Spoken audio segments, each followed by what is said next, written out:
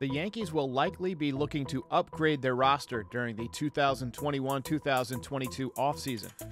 With several promising prospects in the minor leagues, the Yankees will have the option to try and trade for some fresh talent. But given the choice, I think they would definitely prefer to hang on to their prized prospects and part with only cash in the quest to build a championship contender. Here are 5 players that the Yankees could potentially target this winter.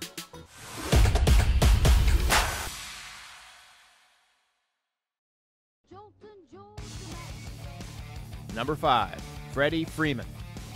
With Anthony Rizzo a free agent and Luke Voigt's injury history, the Yankees might consider shelling out a few bucks to shore up their first base situation and offense at the same time.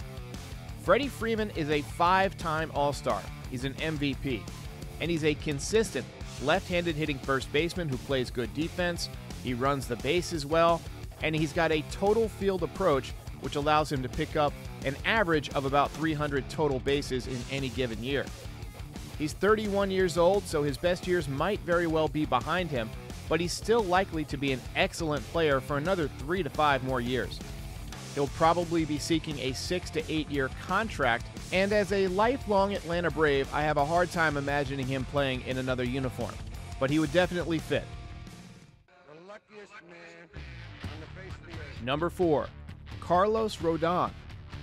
The Yankees have a solid group of starters coming back, including Garrett Cole, Jamison Tyone, Jordan Montgomery, Domingo Germán, Luis Severino, and Luis Gil. Not to mention prospect Luis Medina, but as the saying goes, you can never have enough pitching. Carlos Rodon is a former number 3 overall pick who waited until his age 28 season to really break out and put up an awesome year. He's a lefty who throws 98 miles an hour with a great breaking ball. He doesn't walk many hitters, and he keeps the ball in the ballpark. He strikes out more than a hitter per inning, and he's just going to be 29 years old in 2022. Imagine a 1-2-3 punch of Garrett Cole, Carlos Rodon, and a healthy Luis Severino in 2022. Now tack on Jordan Montgomery or Nestor Cortez Jr. or possibly Domingo Germán, and you've got the makings of a very good rotation.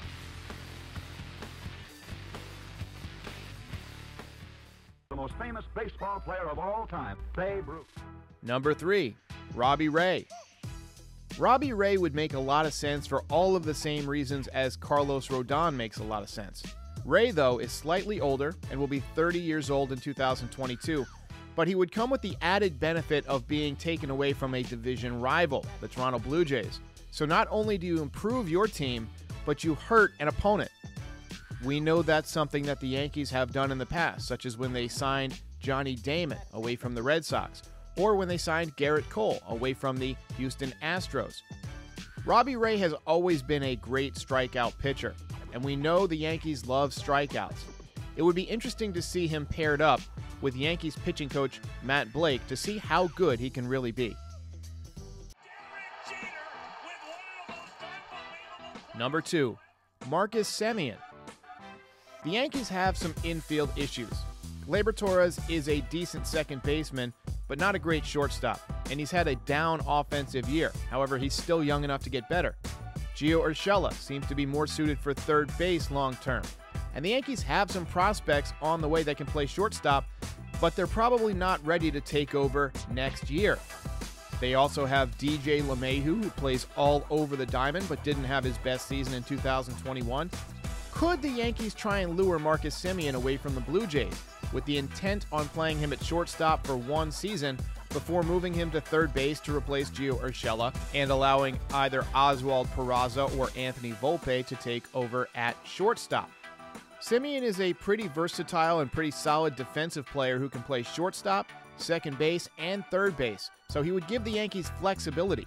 He's also got a ton of power with over 40 home runs in 2021 to go along with pretty good speed and base running ability. Also, you get the added benefit of, once again, taking away from the Toronto Blue Jays, should you choose to go in this direction. If you don't like it, you're fired. You haven't hired me yet. And number 1, Corey Seager.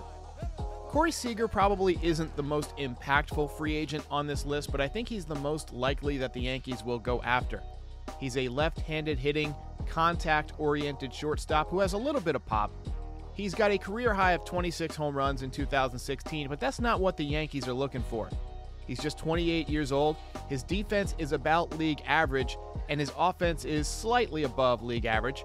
He's also got a bit of a spotty injury history, so he would fit right in with the Yankees, and they would likely be able to get him at a bit of a cheaper price than somebody like Marcus Semien or Carlos Correa. Seager is interesting because he's got a ton of potential if he stays healthy. The Yankees seem to like that scenario. Much like Garrett Cole, he grew up a Yankees fan, and that could influence him to come on board. Honorable mention, Carlos Correa.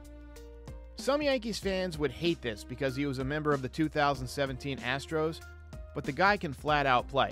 Defensively, offensively, he's a great player. But he's not going to come cheap, and he's unlikely to move off of shortstop anytime soon, effectively blocking Volpe and Peraza for the foreseeable future. Honorable mention, Max Scherzer. I've heard that he probably doesn't want to play in New York, but if he decides he's open to it, pay the man whatever he wants. Blank check. What top 5 video do you want me to do next? Leave it in the comments, and I will see you next time. Special shout out to the Patreon supporters and anyone else who has supported this channel. If you enjoyed this video, give it the old thumbs up and subscribe for more Yankees content year-round.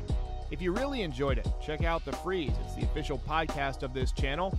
Or pick up some swag from the Teespring store, link in the description. Thanks for watching.